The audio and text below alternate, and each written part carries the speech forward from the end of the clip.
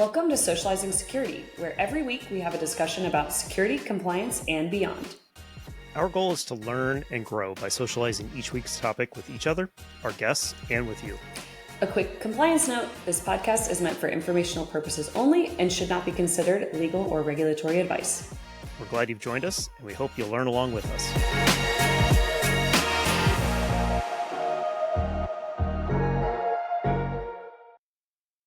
And welcome back to another episode of Socializing Security, where my job is apparently to entertain Milou with my intros. It is. I'm Brian Knutson, as most of you probably know. For new people, welcome. This is where we talk a bit about security and try to make it more approachable to people and hopefully something that you could share with your family on occasion. And that's kind of one of our topics today. But Milou, how have you been? I thought of you the other day when I was at Innotech in Austin, which is a security conference that is local to where I live and is awesome. It's once a year around spring break, and I definitely recommend people check it out. It's also really targeted towards like an entry level admission, like entry fee. It's like very cost effective. There's usually like discounts and stuff for students and like startup founders and all this stuff. So like really recommend checking it out. It's one that I've been going to now for a couple of years, and it's really cool. I have like a community there. But one of the founders I was chatting with about their company, I think they were telling me about their cybersecurity firm.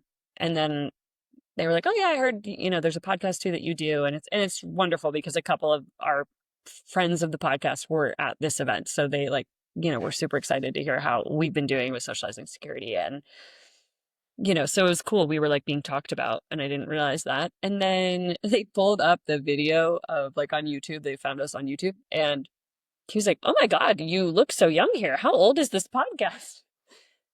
And I was like, well, okay, that is a first for me. I don't think it's a first for you. But I was like, yeah, no, it's about a year old. We're getting close. We're in March of 2025 right now. But we're getting close to a year, I guess, in May, I think. Is that right?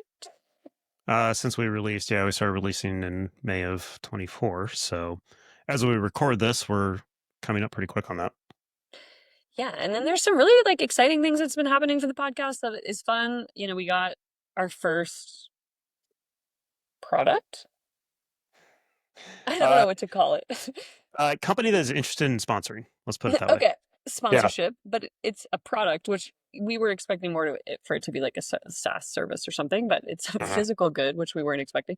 We're not ready to talk about it yet because we haven't tried it, but maybe soon. But yeah, we're both the type of people that we don't really want to bring on a sponsor that we don't really believe in, if you will. Like, okay, but we do want sponsors. I don't want you to say we do want like sponsors. That. No, but it's got to be tools or products that we don't love. hate. 1Password. I knew the way I said that you were going to say that. But yeah, it's been kind of cool. We've been getting some good comments on LinkedIn. Really appreciate those. Been talking to a lot of people in person that have given us feedback. Have had people I've known for years that have commented like on the little short videos that we post on LinkedIn. They appreciate those. And like the other thing that I would say is I do look at when people like our posts with Socializing Security. And so seeing some of the names of people that, I may not communicate with on a regular basis and have worked with in the past that clearly are listening or at least watching those videos on LinkedIn and liking our posts. I really appreciate that. That's really cool. Yeah. I mean, everything helps. Subscribers to YouTube or, regularly downloading the podcast episodes is probably the best that we can get. Second best is any way that people help share the knowledge, whether that be liking, whether that be reposting, whether that be commenting about it. All are appreciated and helpful. So yeah, it's been a good year, and it's kind of exciting for us to be kind of turning a corner a little bit where people are talking about it without us having to self-promote. Yes, agreed 100. I mean, I'm happy to self-promote the podcast, and you know that I do this all the time, so I have no issue just like shamelessly talking about our podcast because I'm really proud of it and I enjoy it. So even if it's the two of us just listening to the episodes, I'm cool with that. But I do think what's great about it is I've been getting a lot of feedback of keep going.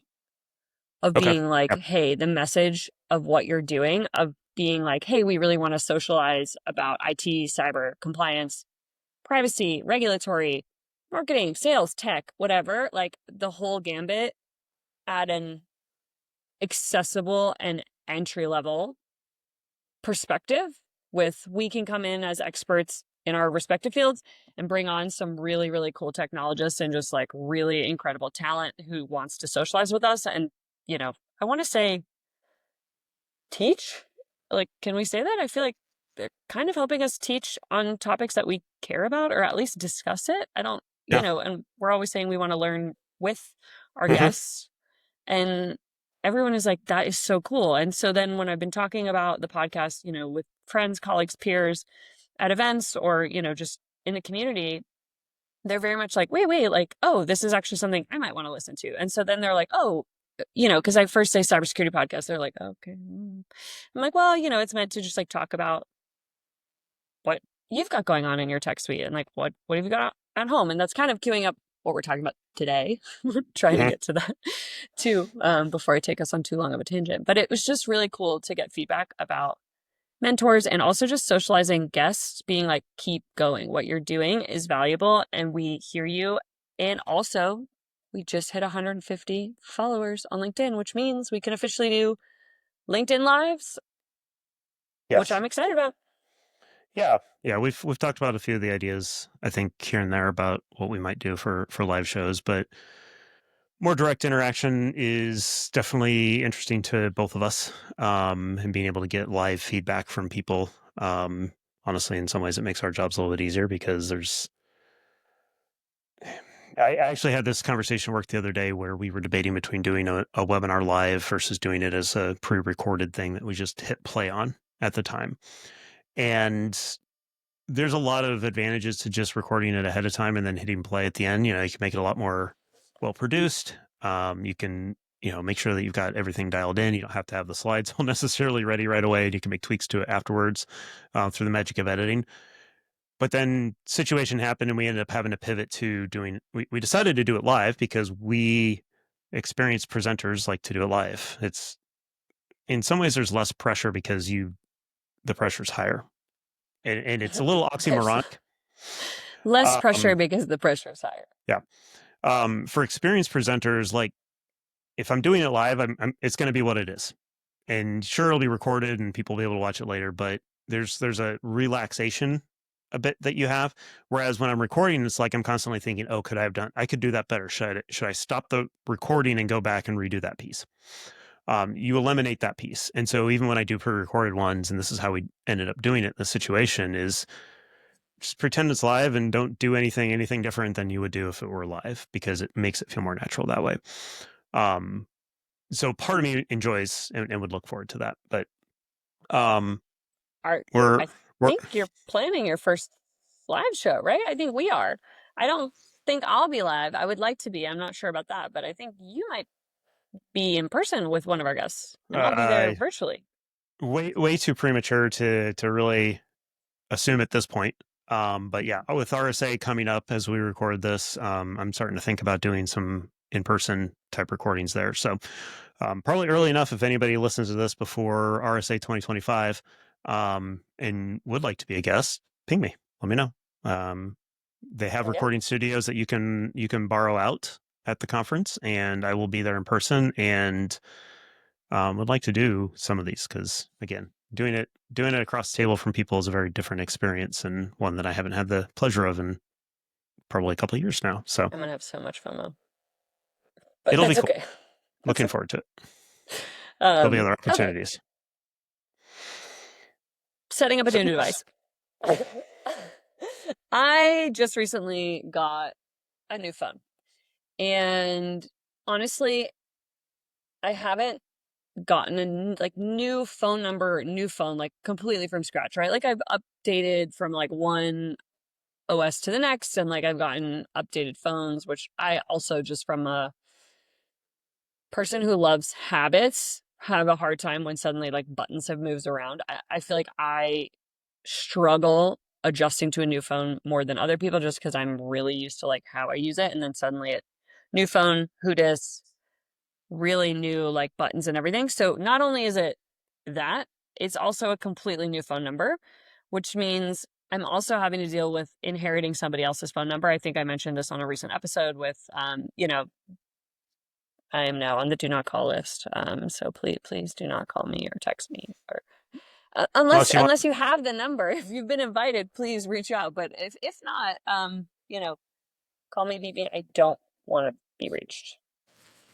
you are not Kim Possible. I wish I were though. How cool. Don't we all? So going into that, I mean, I try to take an approach with maybe not so much with my phone, but definitely with computers. Like it's pristine, it's clean. Like I'm even hesitant to put stickers on them sometimes. I have that with my laptop. Yeah, It's really nude right try now. and make this as clean as possible and start off without bringing in all the old baggage. Phone's a little bit less so. Like there's a lot of stuff that I do transfer over, but generally I rely on the apps to bring that stuff over rather than doing some sort of straight up transfer. iPhone, sometimes it's just too easy to do the transfer. That's one thing that's changed a lot in the last umpteen years. So yeah, I always like to take it with an approach of, okay, I know the core apps I need, bring those on, transfer over things, but other things like I want to start clean. So I'm curious how you're approaching it from that perspective. Like, are you taking, like, it's a new number? This isn't a replacement to your existing phone number, is it? This is a secondary number you now have?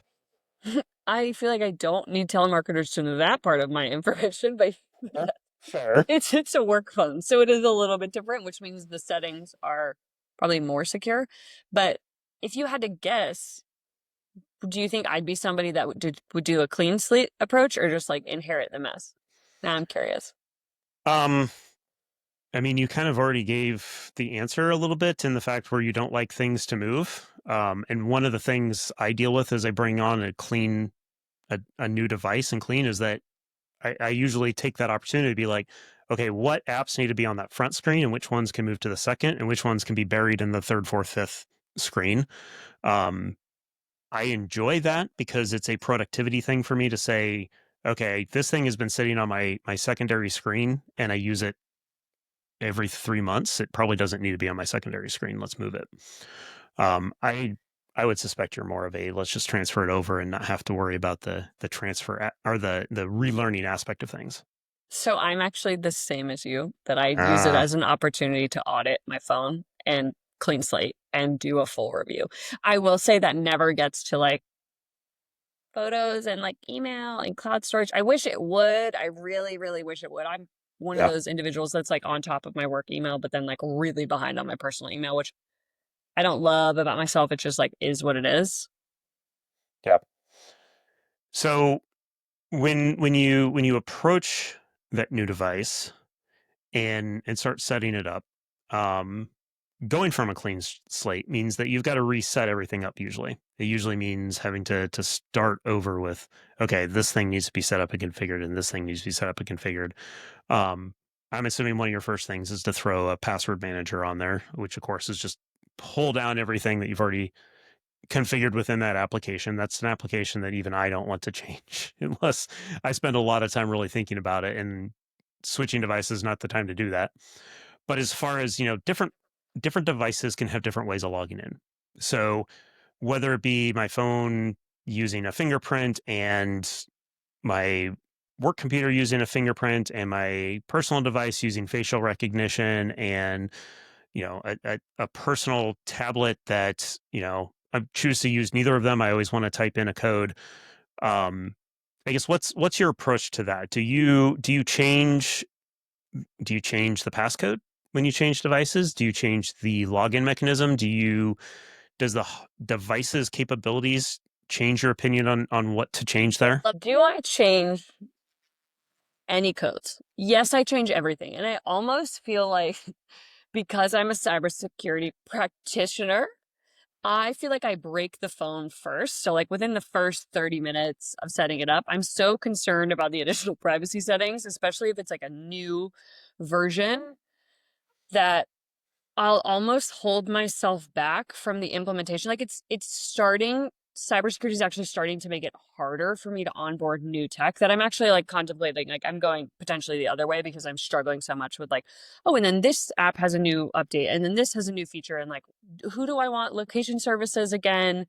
So yes, of course. The first thing that I do, right, especially if it's brand new out of the box, is just one, getting set up, which is like a security code. So just, if I accidentally leave it somewhere, which for me is relatively likely, I'm just forgetful sometimes. So if I leave the device somewhere that somebody can't just like pick it up and just like log in as me, that's one of the first things. I also definitely make sure too is like device encryption just turned on too. So even if somebody if I lose my phone or my laptop or tablet, whatever device it necessarily is that can they really do anything with it if they find it? And that's, I usually look at what the device has. I mean, the Apple ecosystem is pretty consistent on what it offers. Like if you're getting a laptop, you're doing fingerprint recognition. If you're doing an iPhone, you're doing facial recognition. Or so there's both, because I'm in that fun place where I have an updated personal phone and an outdated work phone. So now I have both, which is honestly harder. They also have two separate chargers. So like I got all excited. I was like, yes, vive la revolution. And we're moving away from lightning cables and we are now we're all, what is it? We're all USB-C. USB-C, yeah. And I was all excited. And then it was like, just kidding, work phone is a lightning cable. So I literally had like gotten rid of all my cables, been like clean slate, Oh, new wow. phone, who dis. Never throw away a cable. I don't care if it's 15 years old and they don't make that technology anymore. The next day you will get some device that you need to plug in that needs that cable. I've learned that lesson, and unfortunately that has made me a cable pack rat. Okay, to be fair, I actually didn't throw it away, but I did put it in my like physical long-term storage. You know what I mean? I literally have like an embarrassing now amount of boxes that are just like unidentified cables that eventually like once a year I try to go through them and be like, I don't know what this is for. Do I need this? And then I have to like search what the internet is. But anyways, so I'm still on both USB-C and Lightning.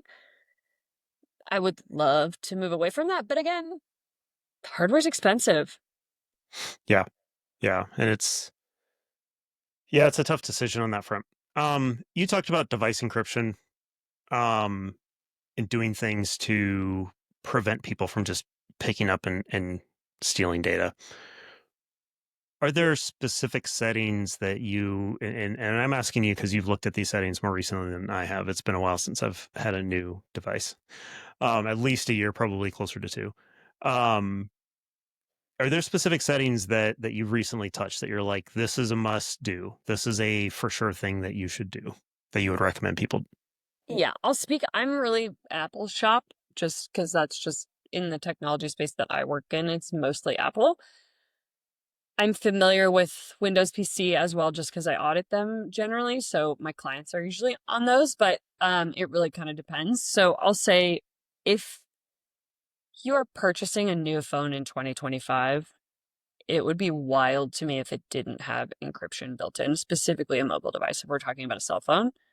That being said, there are some additional security protections in place when it comes to like on iPhone about like private key management. Do you want Apple to be managing your encryption key? That if you lose your phone and you can rock up to any Apple store and be like, hi, I lost my phone. Can we access it through my iCloud or a backup and just get a new one in the store? Or do you want to manage the private key personally, which means even Apple, if they don't have that key, they can't do anything. They can't unencrypt your device. And so that's, again, one of those kind of like risk management decisions you have to make of what feels right for you. Do you trust an organization like Apple to hold your keys? Again, they have millions of encryption keys. So you would hope that they are treating them probably more secure than you and I would be doing in our day-to-day lives. But also a bigger target at the same time. 100%. So again, this is a decision that like every answer is always going to be different. I think it was just like, I was like, oh, wow, that's a relatively new feature. I'm excited to see that because, Apple used to not even offer that as an option for individuals to manage their own keys. Yeah. And I don't know, is it worth us just like kind of explaining the encryption key process of what that is? Because I feel like this was something that I really struggled with. Yeah. Yeah. So the encryption key is usually just it's not a random, but it sure looks random to us humans, set of characters that act as a key. So if you think of a physical key that we would use on our front doors of our houses, it's got the little teeth, and each of those teeth push little pegs to a certain point, at which point that they'll allow the keyhole to turn. Similarly, this set of characters defines a certain way to scramble the data that you give it. Commonly, if you've downloaded, like, especially for executables, like you download software off the internet, you'll see that they have a SHA-256 key or a hash MD5. What that is that the file that they put up on the server, they ran through one of these encryption, quite frankly, algorithms, and it came back with a specific code, a hash value, if you will. Once you download that software downloads can be corrupted while they're being downloaded, so you can run it through the exact same, it's a standard MD5 hash mechanism, and it'll come back with ideally the exact same set of characters, and then you run them both through a comparison, and they say these are exactly the same. You've got the same thing that they uploaded to the server in the first place. It's all the same kind of technology at that point as what encryption is using. And so by who manages that key, and that key can usually be represented as a file, oftentimes conveniently has the file extension of .key, will allow you to control who can unencrypt it, who can unlock that stuff and see what's going on inside that data. And so by giving this option, what Apple's doing is they're saying, we can manage it for you. We'll keep it safe. We'll make it easier. And this is a lot of Apple's approach to things, is we'll make it easier for you to be able to unencrypt that someday if you need it for whatever reason. And there's a myriad of reasons. By giving us the option to own it, we now are in control of it. We're in charge of it. We're completely responsible for the ability to unencrypt that device. And what we're doing is we're cutting Apple out of it. We're saying we don't want even Apple the ability to do that. We don't want somebody to be able to break into Apple. We don't want a disgruntled employee that happens to have access to those keys to be able to grab them and also grab my phone. This does get a bit into the part of that calculus is, what kind of a target am I? How likely is somebody going to break into Apple in order to break into my phone? Now, of course, if somebody breaks in and is able to download that entire key database, they've got everybody's. And depending on how Apple stores that, it may or may not be easy to find my device in that list and to be able to just come across mine and discover it. This is flirting the line of the doomsday. It is to some extent, but again, that's part of the personal calculus you have to run on your own privacy. Am I going to be a high enough target that somebody would go through those efforts? No, I don't have enough money. I don't have, just to put it out there, I don't have any crypto wallets on my phone. So there's no use breaking into that thinking you'll find millions of dollars of Bitcoin on my phone, because that ain't happening. I don't think I'm a high value target. I'm well off, but I'm not rich by any stretch of imagination. If Elon Musk has his phone out there and he uses Apple's, and he has Apple storing the encryption key for his phone, somebody will go through hell and back to find that so that they can get on his phone and get the information he has on his phone and maybe be able to impersonate him. Transfer assets, sell one of his companies to another one of his companies, whatever that might be. Or maybe they just take control of it, and now they're able to send text messages from Elon Musk's phone to Mark Zuckerberg and says, hey, let's do this thing, or hey, go ahead and do that other thing. Social engineering. So for him, the calculus is different than it is for me on that. And do I feel confident enough? The other part of it is, do I feel confident enough to protect that key to the point where I know that if something were to happen, I'd be able to get access to it? And part of that calculus is, okay, well, I put it in some vault in a cloud. Let's say I put it as a secure note in my password manager. And then, but in order to access that, I need a code that's on my phone. But my phone is now encrypted. So sometimes you can end up in this in this situation where you could lock yourself out of it. And you've got to be able to think through that. And do you feel confident that you can think through those types of scenarios? And understand all those scenarios where you could get caught is part of that calculus as well. So everybody's got a different calculus, and those are two sides of a coin. So much there that I would like to touch on, but so of itself type of thing. Wow, I think it was. I queued you up on an encryption key question, and just I loved it. Thank you so much. It felt like the soliloquy I needed today, so thank you a lot. The monologue from Brian, but no, it was what you said. I agree with wholeheartedly. I think it ties into why I personally feel like it's really challenging to set up a new device in this day and age, which is sad because I remember when I got my first like flip phone and I got my first phone and my first iPhone, and I was so stoked. And it was like the best day ever to being like, nobody bother me. I'm setting up my phone for the next like 2 days or whatever ridiculous amount of time. Now it's changing all the ringtones. And yeah.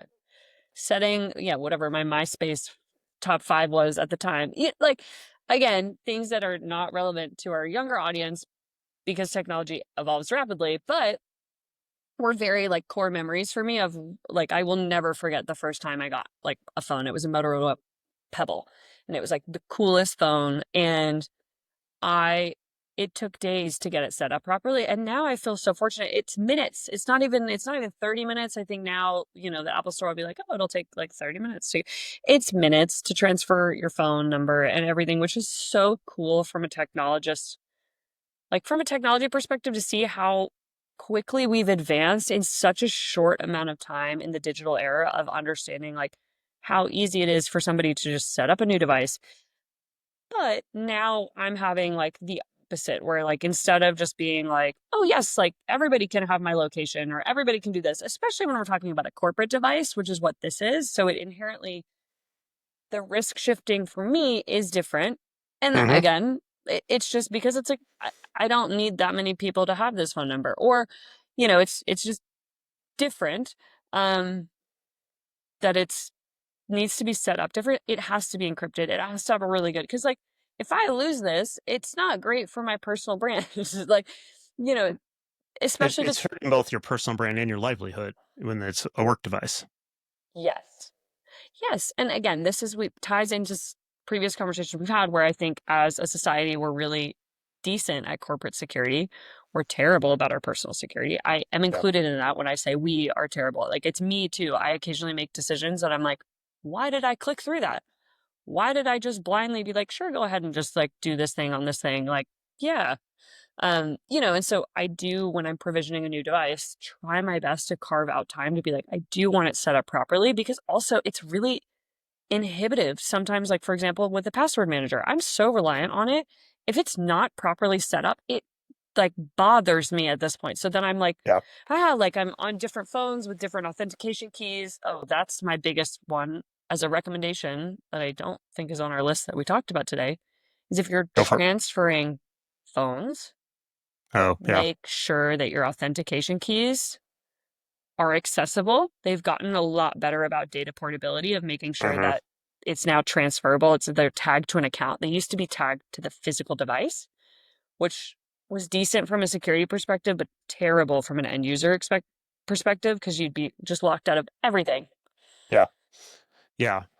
So what Milou's talking about is multi-factor authentication, where it's okay, open up this app on your phone and type in this 6-digit code. Those can be the bane of your existence, because if you're doing proper security, you're not able to get in without that. And without proper planning, you won't have that code with which to plug in. And so being thoughtful about, hey, I've got this new device, I need to go, sometimes depending on the setup, you may have to go to the extreme of, before you shut off that old phone, you've got to log into that account, disable multi-factor authentication, re-enable it, and then tie it to your new device. And that sucks if you have the new device or the old device. It sucks even more if you don't have the old device because it was stolen or it was ruined or something like that.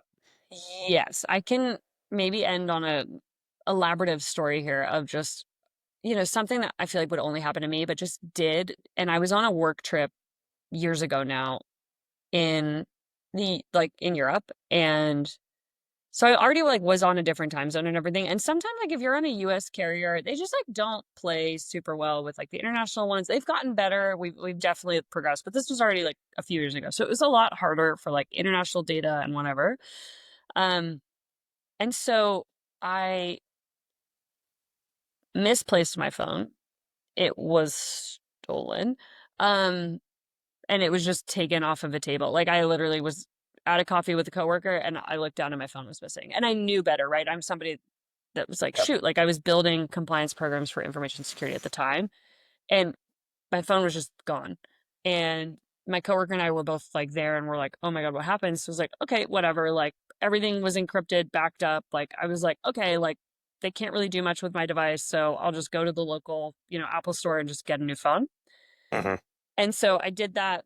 That already, there was a bit of a language barrier. So that was interesting to making sure that I got a US device instead of one that was, the voltage requirements are different in Europe. So there's special phones that you have to, really the cabling requirements. So there was a lot of back and forth about which one. I lost at least a day and a half just of a work trip dealing with this issue, which was really frustrating. And then I realized that I didn't, my authentication codes were not backed up properly because they didn't offer that at that time. They were assigned to Yep. that phone. And so I was like, okay, well, not a huge deal. I'll just do the forgot password requirements and just reset everything.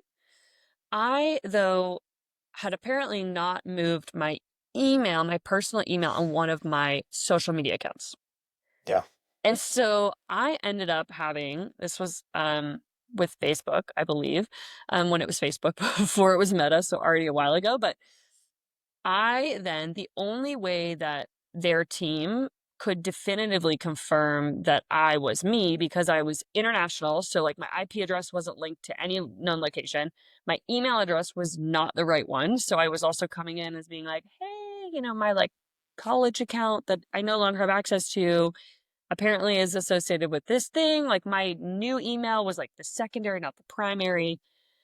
And the only way that they could confirm me was if I took a photo of myself with a piece of paper and wrote out, this was a really creative way to basically confirm that I was who I was, because my location was different. My email address was different. When I was communicating with the individual, the chat representative at the time, they were very clear, yeah, well, no, we believe you. This does happen occasionally. It's just because you're abroad, this is super challenging for us. And so I had to go down to the hotel lobby and be I need a piece of computer paper and I need a pen, because I didn't even bring that because I try to stay digital. And so I had to borrow this thing and I don't even remember what it was. I think it was my name, my home address, and my date of birth or something. And I had to take a photo on this new phone of this. And it felt really memorable. Yeah. Yeah. And I actually applaud companies that have policies like that. That it's not just, your host, sorry, call us when you get back to the States, or call us when you get access to that email address that technically doesn't even exist anymore. Go call your alma mater and tell them to recreate your email address. That ain't going to happen. Which I did that. And they said, we don't do that for security reasons. Absolutely. Because now you've got to prove yourself to them too. But they had a way that is super analog with which to verify that, however that might be. Yeah, normally, again, I think for me, with that being a social media site where I had a lot of photos that weren't backed up, that I was oh, normally, yeah, because people were oh, you could just create a new account, set up a new Facebook. I do that all the time. And I was whoa, but there are photo albums that I have Yeah. on previous laptops that died because I spilled soda all over the keyboard, and they only exist there. And so that was a really big awakening for me about being oh, when I got access, downloaded everything and made sure that I had copies right. Because I was I don't ever want to feel like this again, where I was beholden to the wrong email address being tied to a primary and then not having an off key. Yeah. Yeah. And that's a topic for another day. The whole maintaining your data in someone else's platform and your accessibility to it. Last question I think we've got time for, security tools. So I think it will come as no surprise to anybody that we would recommend make sure you've got a VPN on there. It doesn't have to be something you run all the time because it can be a performance hit. But you want to make sure that it's there when you need it. So when you travel abroad, when you're at a conference, when you're on a wide open Wi-Fi that you have no idea what else is on that Wi-Fi, you want to have that already in place before you go. And you want to make sure it's a VPN you trust because, yeah, you are sending all your information across somebody else's network. You kind of want to make sure you trust that network to some extent. Though there are plenty of options out there that are perfectly fine. Data protection is another one. So this kind of gets back to the authentication code aspect of things. Like, how do you protect that stuff? You know, again, depending on your platform, it can be easier or more difficult. But how do you protect all those photos you take on that phone? Like, are they automatically uploading to a cloud account? Is there some effort you have to put in there? Thinking about these types of tools, Milou, are there any others besides those two? Those are my top two usually. I like those. I mean, I think for the most part, most of us are in the cloud in some way or another. I think there might be individuals that don't even realize that Oh, their data absolutely. is in cloud storage, and we can definitely talk about that on another episode. But for me, what I recommend when people are asking, and I say this, I do talk about this stuff just a lot. And so, I do get friends, family, colleagues that just ask, which is so cool. And I'm actually advising people to choose a bit of a lower tech option in terms of your recovery keys. And that's specifically when we're talking about a password manager, or if you do choose to do the private encryption key, think about then, do the worst case. I guess lean into Brian's doomsdayer personality a little bit and think about if you are unavailable for whatever reason for an extended period of time, how can a loved one, a friend, a neighbor, a colleague help your loved ones get access to your information? Because sometimes that's not something we necessarily think about. We're like, oh my God, yeah, of course, I can access everything with my fingerprint and it's so easy because it just scans my face and all this stuff. But I would really think about who are the people that you have in your trusted network about being like, hey, would you store a copy of my, you know, file vault encryption key that's for MacBooks, right? Or, hey, if for whatever reason somebody had to unencrypt your device in the worst case scenario, I would say think about that. But again, lock and key, that needs to be in the most secure place in your house, or even if not at your house, in a PO box with your lawyer, with your CPA, whoever you trust, with your grandma, whoever it is, I would say think about who is your backup call. Uh-huh. Yeah. Yeah. And making sure that they will protect it at the same level you would. And you can make it easy. Like, you could put it in a shared vault, like pick a bank and you get a key and your friend gets a key. And you could both access it at any time and you both have all the information you need there. Maybe it's the password to your password manager and you have everything as secure notes in there. Maybe it's, you have a buddy that you share all your password accounts with through the same password manager.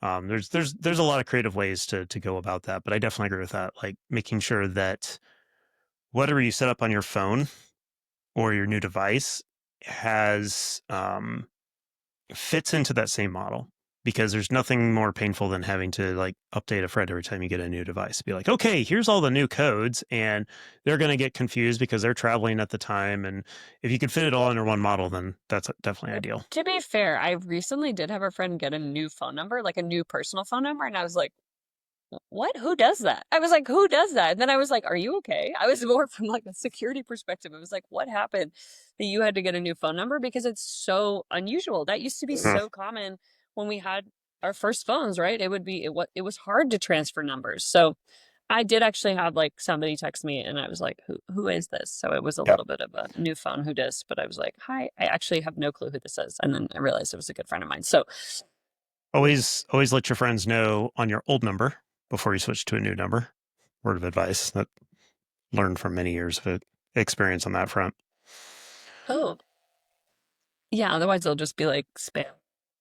Exactly. I mean, how many of us respond to a text or pick up a phone call from a number we don't recognize. I think this might be aging us a little bit. I do think that there are people out there at the moment that might be a more diverse audience than the two of us that are still absolutely still picking up the phone and are still. Oh, absolutely. And by no means is that 100% generational. We're making generalizations based on our own experiences, but I don't think it's generally. I think it's actually like, I think it might be like who's more into tech versus not. Who is more scared of things going wrong on the cyber attack or cyber abuse space than like an age or thing.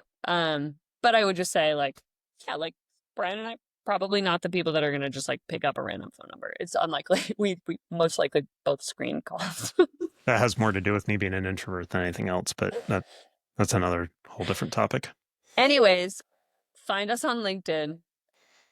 Follow The us. Signal community is set up. It's literally the two of us right now, so we need to just get the link set up so that we can invite guests and then actually have it as a public place. And, that will come with our own rules, different rules for our own tech and how we interact with you all. No talk about wartime plans in that chat group. It's funny because you were on a tangent with the encryption key thing, and I was really excited to talk about like the World War I and II background of like how I explain encryption. So I guess we need to like footnote that one because of my history background. So yes, well, there's like I said, there's so much more to talk about. So all right, that to the list. Catch you next time. Bye, everybody. Thank you for joining us for another episode of Socializing Security. We hope you learned a thing or two with us. If you'd like to continue socializing with us on this topic or have feedback, we'd love to hear from you on LinkedIn or social media. Just search for Socializing Security. Or you can email us at info@socializingsecurity.com. Until next time, stay social and stay secure.